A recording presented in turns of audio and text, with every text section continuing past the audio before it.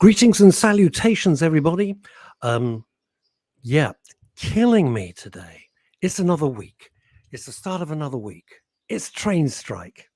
I'm going to put into perspective just how rubbish this train strike is going to be. But before I do that, I'm going to bring on, you know him, you love him, and then I've got to get some headset because my battery's just backed up. Ladies and gentlemen, all the way from Hollywood, twinned with New Malden, it's Neil Long. Good morning. I always do that. Good afternoon. Welcome to Men's Radio. Back. Oh, right. And he's just left me on screen alone. I love it. I love it when he does that. This is the second time this has happened. I did a comedy gig on Saturday and Friday, and it's where I use a 10-minute soundtrack. So I've got on stage and I was talking to people. I went, hit the button, big fella, and then you just heard this silence and these words, "Oh shit," which the audience thought was hilarious. So I had to stand and make it up on the spot for 5 minutes, which was just lovely. 5 whole minutes. And it was me just kind of waxing lyrical about anything that came into my head and trying to make the audience laugh. So I might even try the same now. But let's be having you with your comments. Please, let's say hi. Who is tuned in? Robert Van Buren, I know you're going to be tuned in. I don't even need to see your name. I just know you're going to be tuned in. That's my producer, Ken, that you see in the background there, by the way. There we go. Elizabeth, I bet you're there as well, live from New York. Oh, goodness me, so many. There's always one called Facebook User, which is a bit mysterious, but that means they're listening in the Espresso bar, so we don't get to see their name. And there's many from all over the world that tune in. This is about well-being. I saw Back to the Future yesterday at the musical, which nearly moved me to tears for some reason. It was amazing. And you know Strickland in Back to the Future, where he goes, "Slacker." We should do a whole show on this, Russ. You're a slacker. I reckon we should do a whole show on the art of slacking, because I reckon people are over busy and there's so many people who burn themselves out. And I reckon judicious slacking, or I heard someone put it this way once, who changed his life and calmed things right down, constructive loafing. And it was just brilliant. And I think that is of value. You're back. No, I'll tell you what happened. Everything's set up, so I have to set everything up. And then I switched on my headset and the battery was dead. Oh. So I'm sorry to throw you in the deep end, my young friend. I use the word young with the widest connotation of it's freezing. I'm kind of used to it. It's okay. I'm terribly sorry about that. That was really infuriating because it was working not long ago. Hey, gang. First of all, how are you, Neil? I'm good. Yes, I was just saying to the lovely listeners, I don't know how much of that you heard, that I had a comedy gig on Friday. This wasn't working. Oh, yeah. I had a comedy gig on Friday where exactly the same happened. Something went wrong and I was left to hold the stage for 5 minutes while they fixed it. And then the art of constructive slacking, because I saw Back to the Future, the musical yesterday, which was incredible. Did you enjoy that? Spectacular. Really? I'm not that into musicals, but I know the story so well. I can live without musicals. If you said to me, "Russ, you can never see another musical again," I'd go, okay.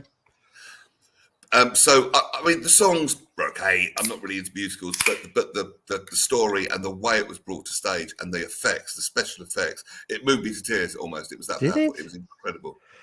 I was moved to tears yesterday, and I'm not being facetious, by Top Gun. I went to see, it was Father's Day yesterday, so the twins and I and my partner, we all went off to see Top Gun in the afternoon. Is it as good as the hype? No, even better. Even better. It was fabulous. I have heard so many good things about it. It's just terrific. From the opening note of the theme tune, you're hooked. And it recreate. I'm not spoiling anything. It does wonderful little acknowledgements to the original in a subtle and beautiful way. Brings back Val Kilmer in a really touching way. And it's really good. It could have been awful, and it wasn't. It was just spectacular. I mean, this is what everyone is saying. I've not heard pumping. I don't know about you, Neil, but there's so many movies and you think, oh Christ, it's another Marvel movie, and I'm all over those. I don't care. Star Wars, I couldn't give a monkeys about anymore, or it's some, Oscar bait garbage. that 3 people like, but they have to vote for it because it ticks all the boxes, which are, they're just terrible films. They're boring and just And then beating from you time over to the head. time, something comes out that's just wonderful. It's just, I think Tom Cruise is the last, I've said this before, I think he's the last of the real film stars.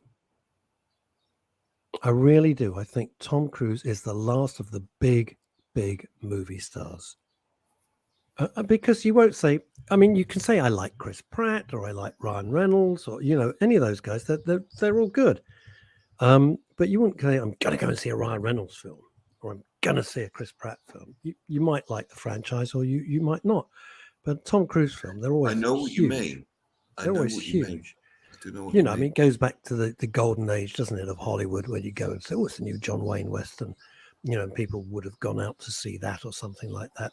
Or back in the day, it's the new Arnold Schwarzenegger, if you like that, or new Stallone. You know what you're going to get. Yeah. But they're even older than I am, so they're really semi-retired. And it was really good.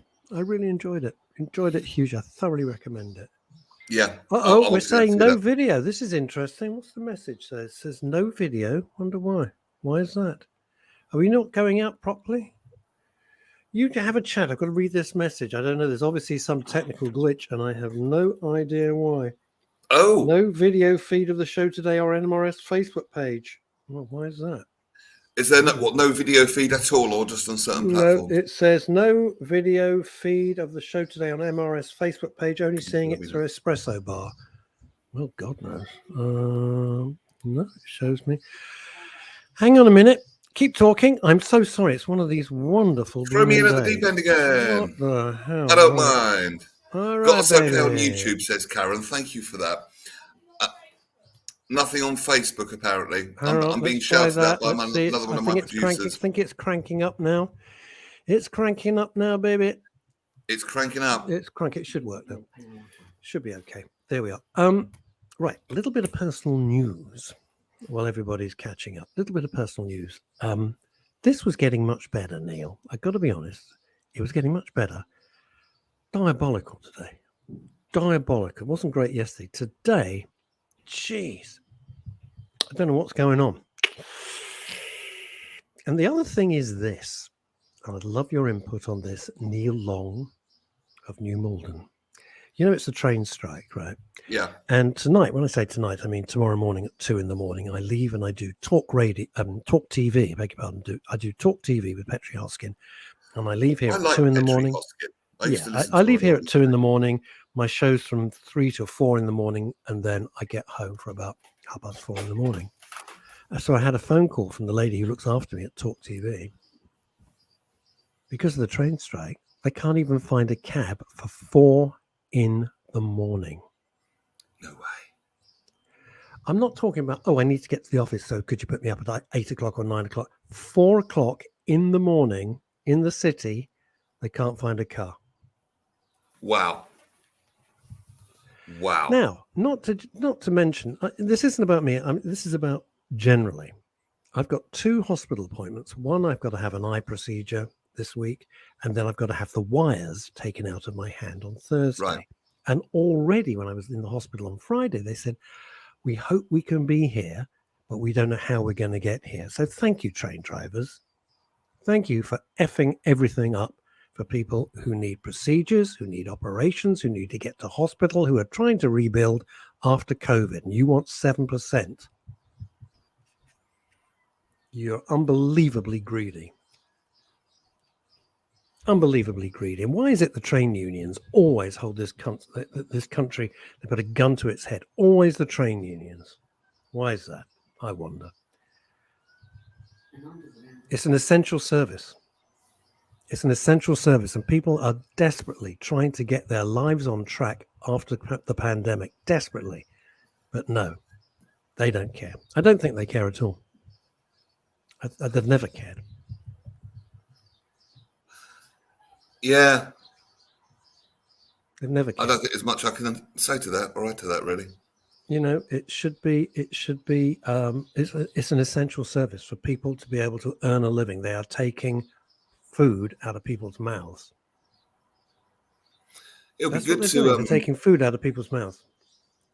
fair, Sorry, I feel very strongly about it. clearly. No, I do, because I think it's not about me and my procedures. Fine, we can do the procedures another day, but to just bring the country, because you know. Finally, hello, says Liz Saul. And your mate is here. Where is he? Where's he gone? There he is. RVB, a horologist. That's a bit rude, isn't it? He makes clocks. Bit vulgar. Oh, I see. Sorry, misunderstood. Let's dash up to Scotland and Edinburgh. Hello, Veronica Curran. Hi, guys. Veronica. Yay. And from What does a purple heart? Hey, what does a purple heart mean? I know what a red heart means, but I see people use black and purple ones and orange ones. God knows. Do they mean different things? Help me out here. I have no idea. I must tell you something about the Purple Hearts. When I was a little boy, the mods, I don't know if you know, you're too young. Mods and rockers were the big thing. You're either a mod or a rocker if you were into that sort of thing. Is that ringing you? Quadrophenia and all that? Yeah, all of that sort of stuff. And even earlier. And the mods were on Purple Hearts. Purple Hearts were amphetamines. And that's what they were on. And my mum was on medication for God knows what, whatever it was. And I'm a little tot.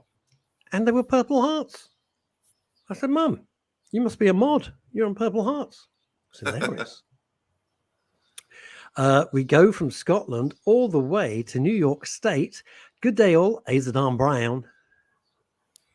We just say that. There we just said. Now, what is going on here? Kimmy Lashmar. Oh, dear. Would you like to read this out, Neil? Do you want me to get this one? Yes, please. Hello, Kimmy. And I know she's a regular listener. Kimmy's hello, Kimmy. I'm listening by my mum's side during her end-of-life care. I'm okay.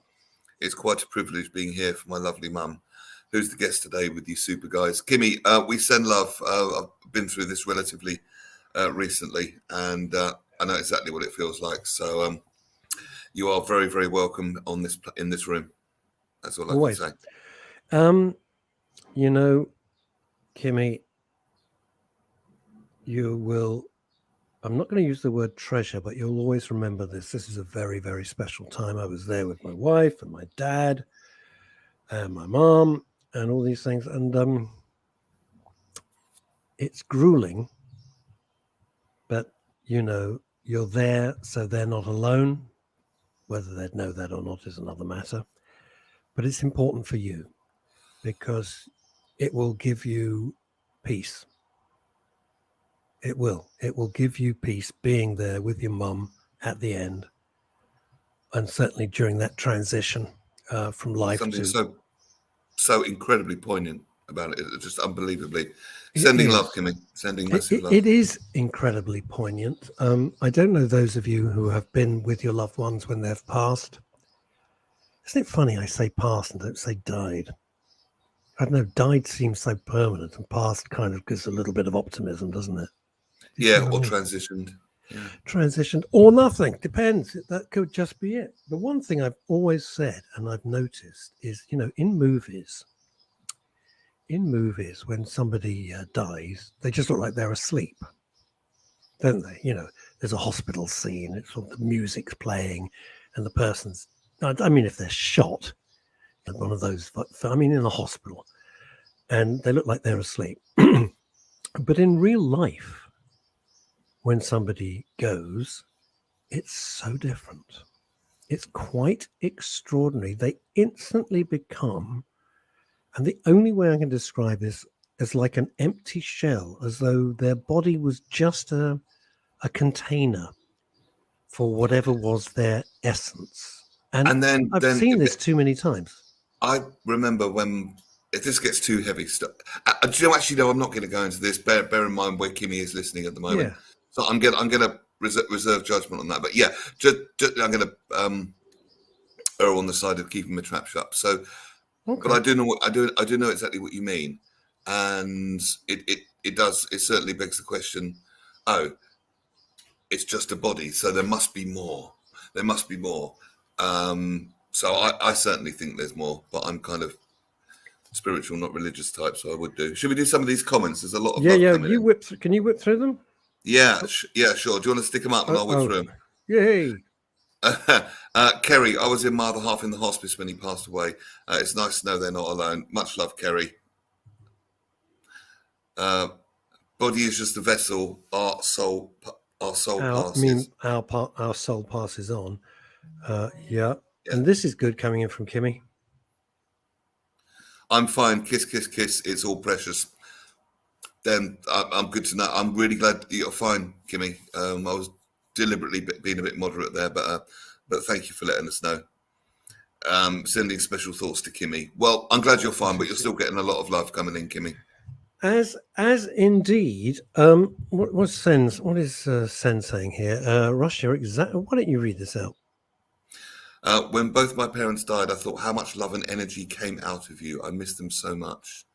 It's a weird thing as adults to say, oh, well, I'm an orphan, because you always think of a kid as an orphan. Yeah. You don't think of an adult as an orphan. So I got orphaned. It feels so strange saying that. I've never said that before. Isn't that weird? It's a weird thing, isn't it? When I you used to read that word orphan in books as I was growing up by people like C.S. Lewis or something like that, or Dickens or something. We had to read it at school, and it just seemed so terrifying. But to use it in an adult sense, it's kind of different. It's weird, isn't it? It is very peculiar, because you think, oh no, I'm appropriating something which should belong to a child, which shouldn't belong to anybody, but belongs to a child, and of course it doesn't. And I'm with Sen on this. I miss my parents dreadfully. It's bizarre. I mean, what? But I just miss having them around, driving me mad. Liz Saul says, this is right up your street, Neil. There's definitely more. My mum is still very much around in spirit. She lets me know in so many lovely and humorous ways. Yeah, I'm totally down with that. How many of you? Well, because I didn't know where we were going to go with the show. I hadn't a clue. So that's what I love, as I always say, and I mean it. It's not some sort of ITV catchphrase. You, our lovely gang all over the world, listening and watching, you're the stars of the show. It's your show. You know, Neil and I are just here to facilitate. So how many of you have had experience? I don't want spooky experiences and plates moving. How many of you have had that feeling that your loved ones are still around, and something has maybe manifested itself, or something's happened, or you've seen something? I'm really fascinated. You see, I love the way you put that, Russ, because you say you don't want spooky and things like that. But any experience I've heard of from people where their loved ones are still around, it's never spooky. It's not like that. Forget the horror films that Hollywood makes. That is just flim flam. The genuine article is so much more beautiful and poignant than that, and subtle and humorous. But plates moving and scary stuff, it's not. It's just not like that. It just I don't think haunting. I'm going to read your comment in a minute, because it's a good one. I don't think haunting is like, somebody in a woo and all this crap. Haunting is when you're walking down the street and you suddenly smell a perfume and you think, oh, or you see a glimpse of somebody, or well, actually, I think this leads into this next comment, which, oh, sweet. Russ, it hit. You read this out, Neil. Sorry, I'm doing too much. Oh, Russ, it hit me that I was an orphan in my mid-30s, and although I knew it, it suddenly hit me out of the blue on days like Father's Day, birthdays, et al. It hurts not to be able to pick up the phone and just say, hi, Mum and Dad. Yeah, I know what you mean. I do. Now, some people, I wonder, some people say, oh, that's weak. Get over it. Grow up. And I don't believe that at all. I think, our relationship with our parents, if you like, change. Obviously, it evolves. One minute they're a little kid and they're wiping your bum and getting the grit out your knee when you fall over and all the rest of it. And then you become equals, and then you kind of become their carer. It'll change, but it doesn't matter. They're still your mum and dad. And not having them around it changes. It's just weird. It just changes stuff. I'm not sure I can even put it into words, but I think if you've been there, you get it. It's a weird thing. What have we got? Kimmy Lashmar. We all have our own ways of seeking comfort. Totally. Interpreting things to help our feelings, maybe. Completely right. I'm not religious. I have huge problems with it. But I keep saying, if it gives somebody comfort, great. Just don't shove it in my face and try and... Another way I think of looking at it is, even if this was just fanciful human imagination, because human beings have asked this question since human beings have existed, you know, is there more than this? And at worst, even if it was at worst, it's a lovely fanciful thing, but at best, how wonderful, you know. Kimmy says, not Kimmy, I'm sorry, Kerry says, I've had experiences and it's reassuring that your loved ones are still close by and looking over you. I get a lot of comfort and still talk out loud to him. Oh yeah. But why not? But sure, why not? Why not? You know, it's so interesting with all the rules and regulations, all the bullshit we're supposed to live with these days. Why not? If it makes you feel comfortable and it helps you and it gives you peace of mind to talk out loud to those who have gone, why not? Hey? And it's freaky if you're sitting in a restaurant, there's an empty chair and you're having a conversation. Yeah. I'd be gone. Okay. But think about it. If we bring science into it, we know from science that energy cannot be created or destroyed. It can only change form. Right? Oh, that's very, that's very clever. Yeah. That's very clever. And everything is made of energy. Yep. Everything is made of atoms, molecules. Ultimately, everything's made of energy. This is where it gets a bit metaphysical, but everything that you're looking at, that you're sitting on, that you can see, smell, taste, touch, including yourself, is made of energy. So what if the physical body was a denser kind of energy, and interacting with it is the non-physical body, and they're kind of both together when we're in this life, as it were, and then the physical body's drop, but the other energy, which can't be created or destroyed, just still is, if you know what I mean. And probably a lot freer, because sometimes the quality of life that people have is so low. It could be much kinder, in a sense, for them to, I'm going to use the word transition, because I do personally think there's more. I'm not forcing it down anyone's throat, but just what I've read, what I've experienced, I'm pretty convinced. I'd be surprised if I was wrong. I could be, but I don't think so. Of course, we never know. We never know, do we? I mean, have you read the book Dying to Be Me, Anita Moorjani? No. That's pretty if it's not by Anthony Horowitz, I probably won't read it. That's how I run my life. Yeah, I recommend that one on subjects such as these. There's some very comforting. Comments. Dying to Be Me, Anita Moorjani. Let's look at some of these amazing. Because actually in that book, it also talks about mental health and the importance of doing what you love and what you enjoy in this life.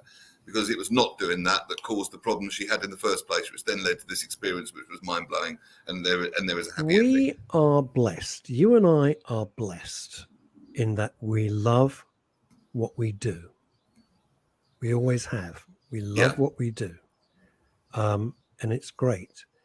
And you could be working in a factory hating it, or you could be, I don't know, any job and loathing it. And to love what you do is fantastic. Now, there's some long messages. I'm going to let Neil read them out. This is from Paul Claridge, who I hope is not getting beaten up by East Croydon.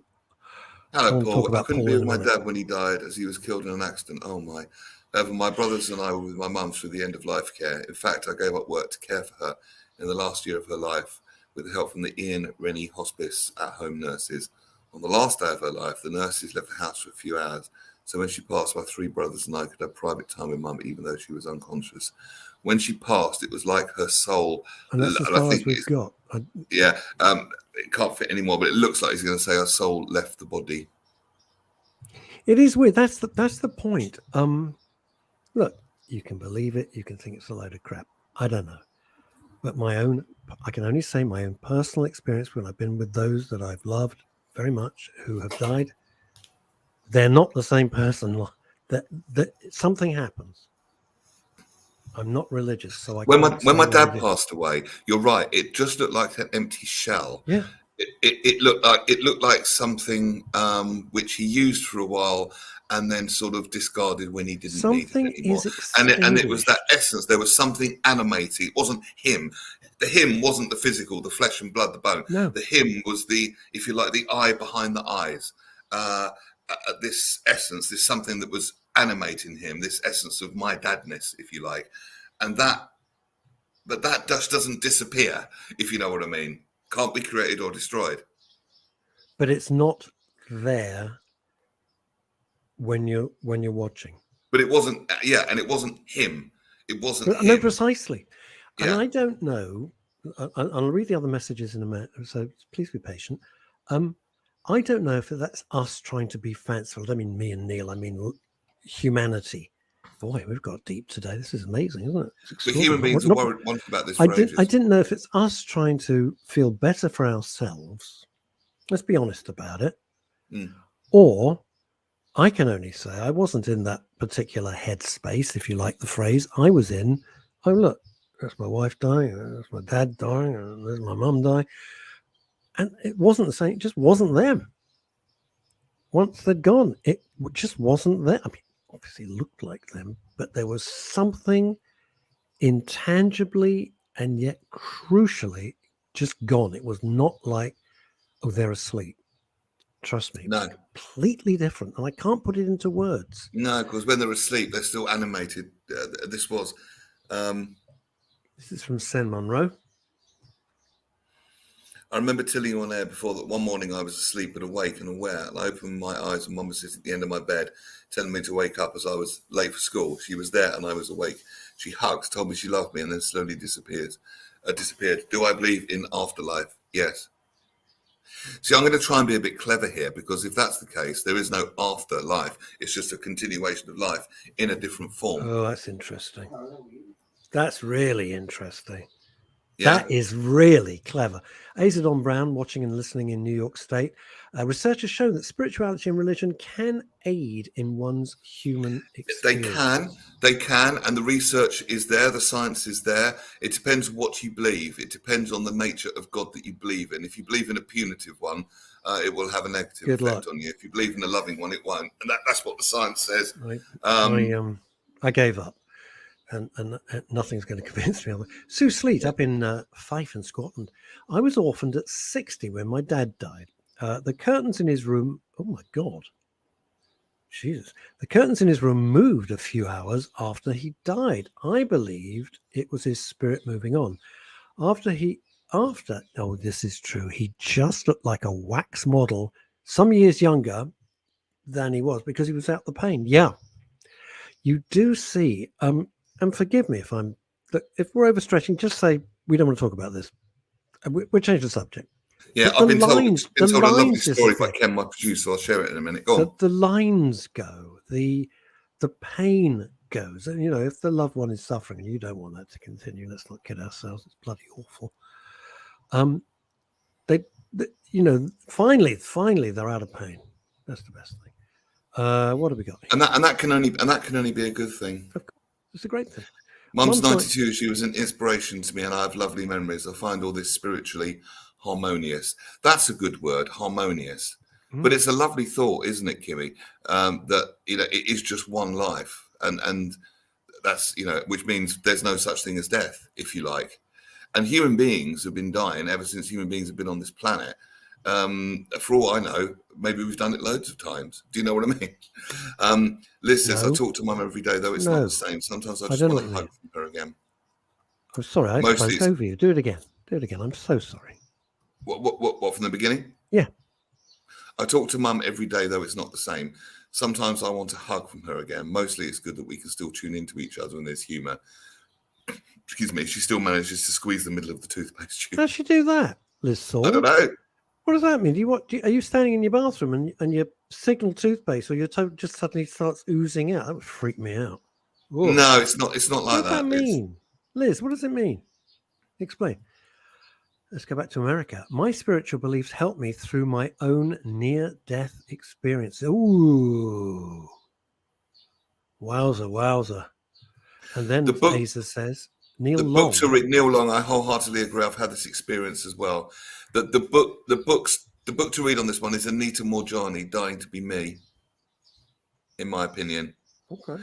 And there's a series of books by Neil Donald Walsh called Conversations with God, which, don't be fooled by the title, it's not a religious book. It blew my mind. Thank goodness.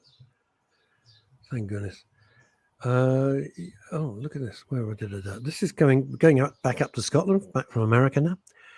Definitely both my dad and I were... I was, sorry, I'm not following this. Definitely. Both my dad and I was 12. My late fiance when I was 27. Both have shown me they are still watching. Huh. How, Veronica? How are they still watching? In what way? How do you know that? No, I'm not being like a doubting Thomas or whatever. I'm not religious at all. But what I mean is, and I'm not being skeptical, I'd love to know. I'm not saying it so I can go, duh, that's rubbish. I'd just love to know how do all of you know someone's watching over you? Because so many of you say, I know that they're there and I can feel them. What are you feeling? Seriously, what are you actually feeling, or what are you seeing? What are you experiencing? I'd love to know. Let's dash back to America, shall we?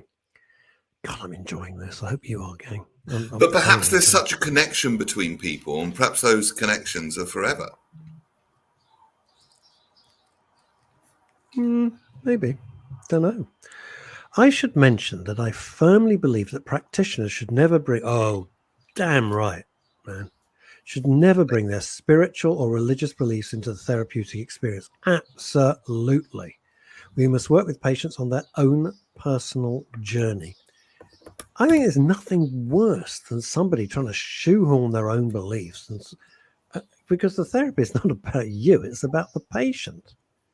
It's like these shows are not about me and Neil or Chantal or Leslie. They're about you, and we're just here to facilitate that. We are facilitators. What's Sen saying here? When I'm at my lowest, oh Jesus, oh come on, Sen, come on. When I don't want to carry on or want to give up on a lot of things, usually mum, sometimes dad, come to me and whisper in my ear and tell me everything will be all right and to trust in myself and the kindness of others. Work hard, son, and don't give up. It'll happen. I agree with that. I don't agree in the kindness of others. I work on the basis that everybody's terrible and they're going to shoot me in the head if they have the chance. I find it much safer to go through life like that because it saves the disappointment, Sen. It saves the disappointment. There are some kind people, Russ. There are some, but I wait for them to prove that rather than going, oh, they're lovely, because I'm not that naive. Fair. Oh, I've done that. Now, there was another long one from Paul. Would you care? Be so kind? I'm not religious, but I do believe there is something guiding us through life, and we all have a soul, or at least an inner energy. I also believe in the continuation of existence in another form. I nearly died a couple of years ago during my treatment when I had a massive hemorrhage. Oddly, I wasn't scared as the doctors worked to get me back. I felt at peace and could feel a presence surrounding me. Perhaps it was the drugs they pumped into me, or a divine being watching. I love that from Claridge. Perhaps it was the drugs that they pumped into me, or a divine being watching. I'm plumping with the drugs on this one, Paul. I'm plumping with medicine and pharmaceuticals. And I'll tell you something weird. Oh, here we go. The toothpaste thing. This is one of my favorite shows. I never talked to Neil beforehand. I mean, I don't mean we don't talk. We're not Motley Crue. What I mean is we just let it roll and see what happens, because I love everything to be organic. Always. Because that's how you get. And shut up, Russell. Right, this is from Liz Saul. Right. Off you go, Neil. Mum used to squeeze the middle of the toothpaste tube. I always do it tidily from the bottom. There are occasions now when I'm at home by myself or use the toothpaste at night. The next morning, it's been squeezed in the middle. Not Shut up. Everywhere, but a definite dent in the middle. Mum said before she died she'd still be watching over me. I bloody love that. Isn't it great? Do you know, people look for signs and wonders and lights and miracles. No, toothpaste tube. Why not? Because we're all just like normal people. What a fabulous sign. The toothpaste tube. Beautiful. It's beautiful. You don't have to come in and like the Amityville Horror and find all your furniture rearranged. Huh? And I bet Liz, even with the little toothpaste tube, finds it very comforting. Yeah. Here's another interesting one from Victoria. Robins that appear with Veronica. With I think you'll find her name is Veronica, young man. Veronica. Robins who appear with dad and somewhere in the distance, Frank Sinatra song. Fiance is a huge story en route to an appointment. Okay. All right. Well, we're talking about the fiancé. Yeah, Some other Robins. time when you Yeah, my producer yeah. Ken has talked about Robins. I've heard this one before. My cousin Francine does. My cousin Francine thinks that her mum, my lovely Must auntie be that. Sylvia, is the Robin that comes and says hello. She's convinced of it. And we Gives her have great and we have pictorial evidence of What we got? of said Robin. Oh, bless. I stand in the gap. Bless. You're going. At worst, lovely and fanciful. At best, who knows? And isn't that? Yeah, But I isn't mean, that what's great? you see, isn't it interesting? What's the downside with that? There's There no isn't. downside. If it makes you happy and you think a little bird arrives in your garden and that's my mum or dad or that's someone come to say hello, it's lovely. Well, But just to fine. apply a bit of science, or if you like, a bit of spiritual science, if you like. If there is only one life, one thing, universe, one life. Therefore, there is only life. Therefore, death doesn't exist, and therefore, there's only life. Only, onely, completely, only, and therefore, don't wait until something that doesn't exist. Live now. Live to the max. And that's something I've used to comfort myself when people I've loved have died. I think their gift, if you like, to me or to the world is don't wait. We always wait. We're always do that. I'll be happy when. I'll be happy when. Don't grab it. Live now. Oh, there is only now, and there is only life. There's no time like the present. Is quite literally true. Well, my You late can't live wife, for 10 minutes time or 10 years time. My late Live wife now. used to, Go for my your late, dreams now. Have fun now. Don't wait until the kids are growing up or you're a millionaire or whatever. Enjoy the journey. Is that day may never that'll come. Be their gift. This my late wife used to say to me, "This isn't a dress rehearsal. Yeah. This is it. This is it. Make the most of it." I had a boss in America who was great, taught me so much. He was the coolest guy. And he said, I think there's two types of people. You can be, he mentioned, I've never forgotten it. He said, you can be like an Albert Schweitzer, or we could say Mother Teresa, and just want to do good for everybody else, or you can just have a damn good time. And he says, if you decide not to be Albert Schweitzer and help everybody else and devote your life to everybody else, just enjoy yourself. I believe that's the case. I believe it. Just enjoy yourself. That's it. But if you're doing what you love, then you're naturally benefiting other people anyway. Look at what we're doing. Yeah. Right. So the benefit, and I love doing this. So the benefit, but look at the benefit that we're having, and that is. I having hope a really so. Good time. I hope it's a so. win. It's a win-win-win. If you're doing what you absolutely love, then just the whole vibe and the whole energy of that spreads out to people. Just do a thought experiment. Imagine the whole world where everyone was doing what they really love to do every day. And of course it would benefit other people, because when you do what you love, you're good at what you do. And there's people that need what you're good at. And it's all very harmonious.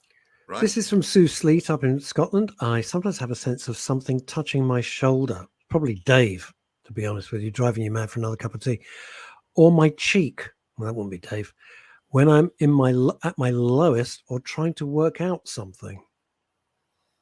Nice. It's nice. Is that comforting or spooky, Sue? If I found something touching my cheek or shoulder, I would freak. All right, I would not find it comforting. I'd be going, Jesus Christ. I don't know what I'd be doing. I'd be freaking. Paul Claridge has the worst time of anybody I know. Paul and I, Paul messages me a couple of times a day, and I always respond because he's a very interesting and very nice and supportive man. Last Friday,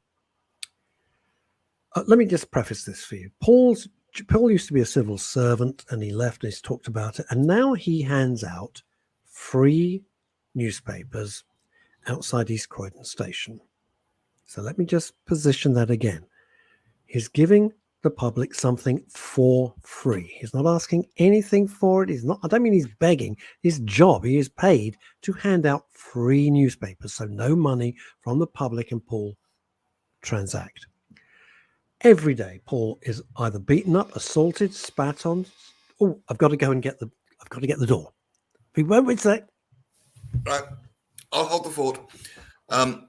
Paul says, after yet another moron assaulted me at East Croydon, I found myself being watched over by two heavily armed officers from the British Transport Police Armed Response Unit. The bloke only pushed me over and ran for it. armed cops were the only ones free to respond. Why would he do that? I'm sorry, I just don't get it. I don't get it. Right, a couple of other comments. Russ has got comment control, but I can't put this on the screen, but I can read it. Sen says, I was in Cyprus looking for my parents' graves. I was having trouble finding them. I asked for help as it was hot. Suddenly, in the 42-degree heat, on my right shoulder, there was a bright orange dragonfly at the gates of the cemetery. The dragonfly flew beside me, and I swear it guided me to my parents' graveside. I filmed the entire thing on my phone, so I couldn't believe it. The thing would fly ahead and then wait for me, then sit on my shoulder. It sat on my and I can't get any further with that message. It's a very long message. Yeah, this is important. This is important because I want to keep up the deep spiritual tone. What if I touched your cheek or shoulder? Actually, you probably she always has to lower the tone. Actually, you'd probably be relieved that was all I touched. Well, I'd live in hope. You know, I mean, it would be a start. You can work your way south. I don't care. How much of I'm so sorry. I had to get the door because someone's been trying to deliver something to me for 2 days.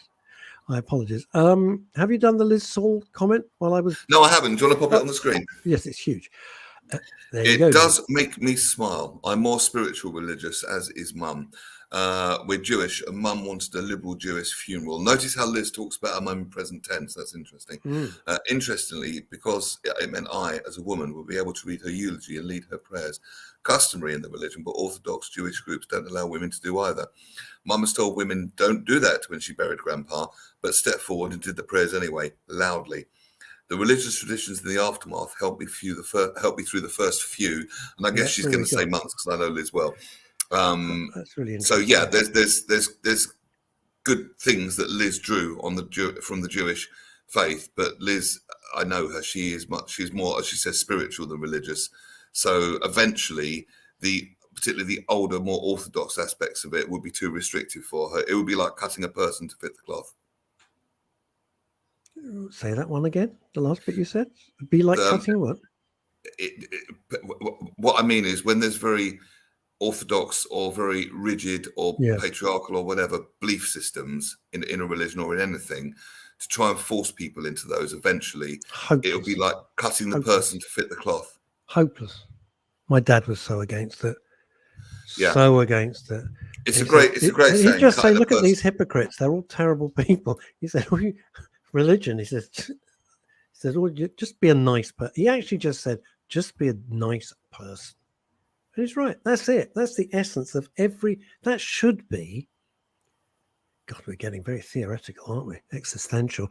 That should be the basis of any religion. Just be a nice person. The end.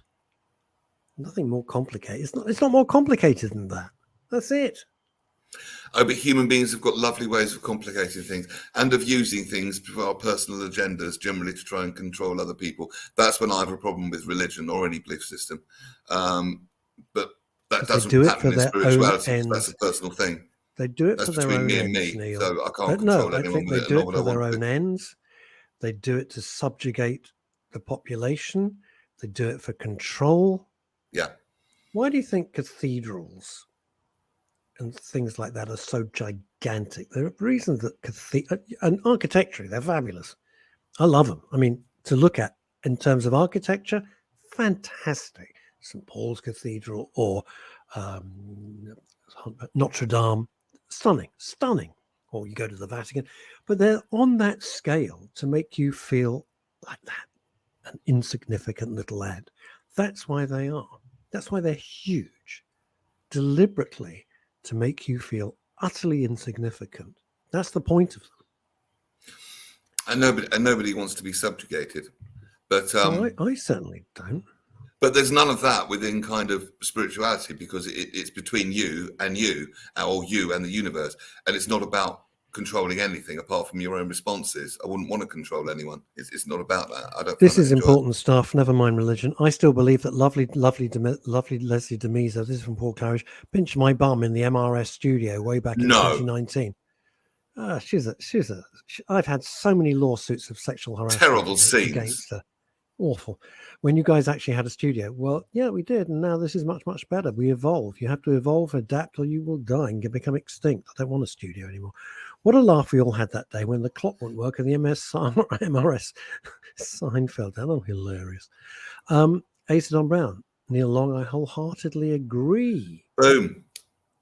And Thank then you. back That means a lot from you, Asa Don Brown, a man of your caliber. Thank you. Caliber. My dad used to say, "Yeah, look at his caliber." As a man of caliber, he said it's okay. Lists all week, so I was the only official mourner, and therefore mourned alone. Jeez, yes, Russ. Mum said the same. Dad says work hard and try to be a good person. Yeah, it's much more religion, but we can sense of humour too. Well, and it's interesting because Liz actually was quite pioneering, because the Orthodox lot, they really don't like women doing that. You know, I'm reminded of that Monty Python sketch. Are there any women here? You remember that in Life of Brian?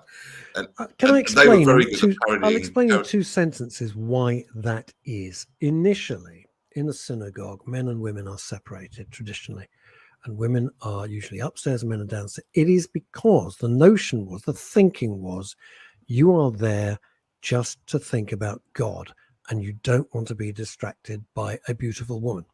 That was the notion. And I think that might have been fine in, 70 AD or whatever the hell it was, right?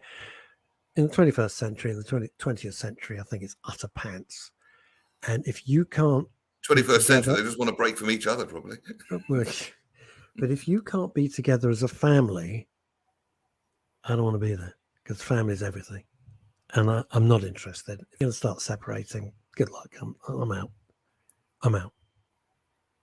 I should be on Dragon's Den. I haven't got any money, but it'd be quite fun. That would be great. So for that reason, I'm out.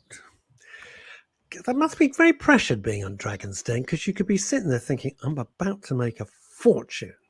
Like Reggie Sauce, which he just did on a punt because he liked the guy. And Peter Doodad must have made a fortune. You think of that. And I've never forgotten it, because the pitch was chaotic. The pitch was absolutely terrible. He got his figures wrong. He got his facts wrong. The numbers, the predictions, everything was hopeless. But he was such a charming guy.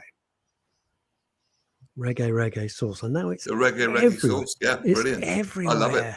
It's absolutely blooming everywhere. They must have made millions and millions and millions from that. Anyway, there we go. I don't know what I was thinking. I'm just thinking about Dragon's Den and taking opportunities. You never know if an opportunity is going to be great. Or how many of you, your little antennae twitch? Oh, this is interesting. But Russ, surely God is a beautiful woman. Yeah, not even going there. Just not going there. It just ain't going there. It's interesting. As science progresses, I always think that science progresses and religion retreats. I do. It's kind of come full circle. As science progressed, this is what I personally believe, take or leave this. Yeah. It was disproving, it was debunking a lot of the stuff that religion had used to control people for years. Yeah. But then science went too far and it said, now we've got all the answers. And it doesn't, because the whole process of science is investigation and ongoing.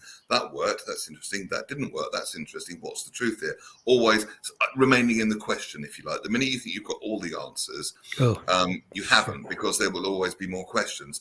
Perhaps that's the nature of evolution itself, friends, for all I know. But there's some very, very advanced scientists in the world. I'm trying to think of one off the top of my head. Dawson Church, I think. And he has blended science and spirituality, a lot of kind of stuff that I've been talking about. And they're not separate. They're not separate. They're not separate. Even Einstein said something like that. He said something like, science without religion is... can't remember the word he used, is too rigid or something. Religion without science is lame, or something like that. I'll try and find it. I'll try and find the Einstein quote. Like with everything in life, it's not a question of compromise. I'm not keen on compromise, but it is about balance. And I think so much of life, when it gets out of balance, it goes freaking haywire. That's why we've got. All right, what does it say? Science without religion is lame. In other words, it's just men in white coats and theories. Religion without science is blind. There Well, you go. yes, there you go. See, I don't agree with blind faith. Why you just got to have blind faith? I won't cross the Well, M4 that's I won't cross the worryingly close M4 to do motorway everything. with a blindfold. I mean, But that's what's the big worryingly deal? close to do everything you're told by an authority figure, and that's not what it's about either. I don't get it. But, maybe we're insulting lots of people, and I'm sorry, that's not our intention. It's merely to have a conversation. But, we're entitled to our views, and you're entitled to your views, and that's where there is science as it gets, as certainly as physics gets more and more and more advanced. One of the things which now seems quite possible, which I explored in the Gatekeeper book, although you wouldn't think so, as it's a kind of murder mystery, is the notion of the multiverse. Yeah. And which a few years ago, by which I mean maybe 10, 15 years ago, was seen as pure, utter Marvel, DC Comics bullshit, that there's this universe and there's infinite number of other universes. But it's completely possible. And as science gets more and more And sophisticated, this is what I mean. And this is what I mean, because there are thinkers in the world that are starting to think this, and this whole bigger picture, if you like. Again, it's a blend. It's a meeting of science and spirituality, not religion, that were thought to be disparate, but they're not. They're blending. And you're right. They don't compromise. They blend. They blend perfectly. It's not either or, it's both and. Yeah. And what comes out of that is a picture so much bigger, so much more expansive, so much more exciting. and it so can much more live hopeful, and backed by comfortably. science. Brilliant. It can live comfortably in the same space. It can live side Yes, by side. but people not have been be trying one to of- separate it for years. Well, of course they have. Well, I mean, look what they did to Galileo, because it's done from Yeah, fear. exactly. Because It you'll always comes get out people. of fear. Stop fearing it. Yeah, it's fear, and it's belief systems, BS, belief systems. This is so great from Kimmy. Thank you, Kimmy. This makes everything worthwhile. As always, it's great listening to you both and everyone. It's great to talk and to listen to this daily show. Bless you for that. That means so much. And Hazel Don Brown, I'd get eaten alive. Ross Kane, if not Dragon's Den, I'd love to see on the American counterpart, Shark Tank. Shark Tank. Anyway, back to the multiverse. Yeah. One of the theories is, and this is absolutely fascinating. So they do the Big Bang, and they say, well, what was before the Big Bang? And then the sort of cutting edge scientists are saying, why do you think that? I'm so sorry, it's my desk making that noise. Why do you think that was the first Big Bang? We're working on the assumption that there was nothing, right? And then suddenly, boom, there was everything. But no one's saying that was the first big. That could have been the first of millions of Big Bangs that have happened going back to beyond time that we could even comprehend. The same way as we can't comprehend the scale of the universe. You can't put it into human terms. It's like trying to teach an ant, physics or mechanical engineering. It can't work. We can't grasp it. We can understand London to Manchester. Okay, that's 3 hours in a car. We get that. 200 miles. We can kind of understand that. The Earth to the moon, 250,000 miles. Takes you 3 days to get there. We can kind of understand that. The sun, 93 million miles away, takes the light 8 minutes to reach the Earth. Kind of understand that. All right. But that's tiny in the scale That's of it. the universe. Oh, it's nothing. It's nothing. It's like me stepping from one side of my desk to the other. It's absolutely nothing. Nothing at all. It's interesting. Here we go. What have we got from Paul? There you go, Neil. Religion, or rather the misinterpretation of religious beliefs or doctrine, is, I believe, responsible for many of the troubles we see in the world. I agree. Wars have been fought in the name of God by so many good people. However, as far as I'm aware, no Satanist has ever started a war. No, well, Isn't no. that the truth? I have another. I don't know of any theory. Buddhists. I have started another wars theory, either. but it's Only so. Taoists started wars, to be fair.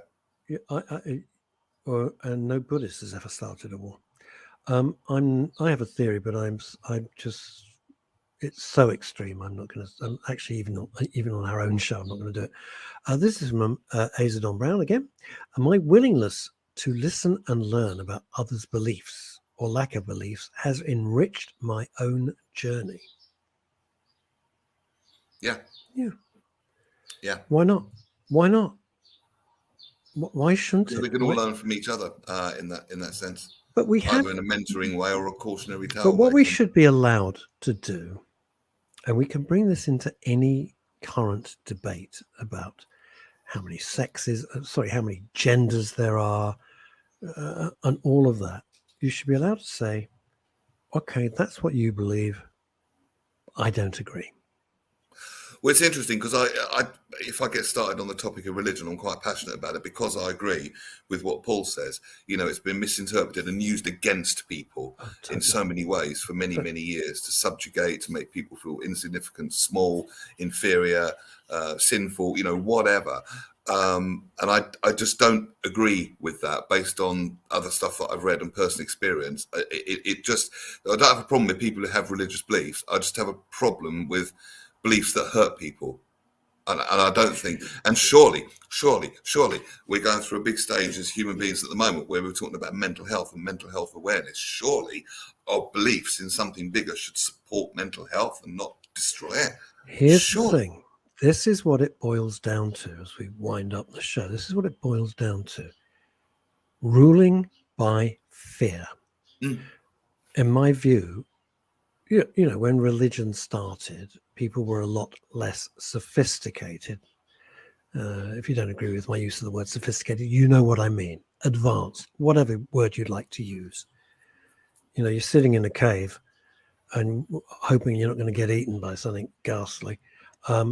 Your framework is kind of rather more narrow, right? Most religion is done ruling by fear. If you don't do this, this will happen. It's vengeful, it's wrathful, it's angry. And I'm like, geez, why don't I want to follow somebody like that? You sound like a nightmare. Give me a break. That's basically it's like having the world's worst boss. Well, no, I'd go one stage further. I say that's like being in a domestically abusive relationship. It's horrendous. And is that really what runs this universe? I doubt that. Let's get away from the medieval times or even pre-medieval, all done by fear. Rack it forward to 2020, 2 years ago. How do you rule a population? How do you control a population? Fear. What's the easiest way to make an entire population malleable? Fear. You know the acronym for fear, don't you? No. False evidence appearing real. You know that one? Say that again. False evidence appearing real. Wow. Fear. My favourite one was everything and run. Do you see what I'm saying? You can substitute religion for whatever you want. So when science suddenly becomes the religion, I do believe in science. Of course I do. I think it's crazy not to. But when science suddenly becomes the new religion, you just want to check that it isn't falling into the same tropes of ruling you by fear. Beautifully stated. Science should be about inquiry and a willingness to be wrong. Any pure scientist would tell you that. Oh, I must tell you, when we did the university run, when I was taking my daughter around the universities, and we went to Nottingham, and they've got Einstein's writing preserved there behind glass on a blackboard because he visited there in the early 20th century, and it was just as you would expect it to be, spidery and all that sort of thing. Like Doc Brown, Back to the Future, spidery, untidy, Great chaotic, Scott! but genius. Yeah, Einstein's writing was absolutely brilliant day. If you're listening on Deluxe Radio, you won't be able to read this. The early years of mass football was seen by the government as an alternative to religion to control them. Oh, yes. Well, it goes back to Roman times. Panem et circenses, bread and circuses. Keep the people entertained. But we're a bit more smart than that nowadays, and we kind of need a little more. Leslie the Mesa says, "Oh bugger, I just had to take a phone call and I missed a whole chunk of the show." That's a shame, Leslie, because we've just talked for about the last 10 minutes on how to have the best sex ever, and you missed it. If you live in the Stanmore area. Unbelievable. What a shame that was. And you gave so many addresses and good information, Neil. Oh, I did. It was incredible. Never mind, Leslie. I feel it was probably the best I've ever thought done. It was the best and most useful.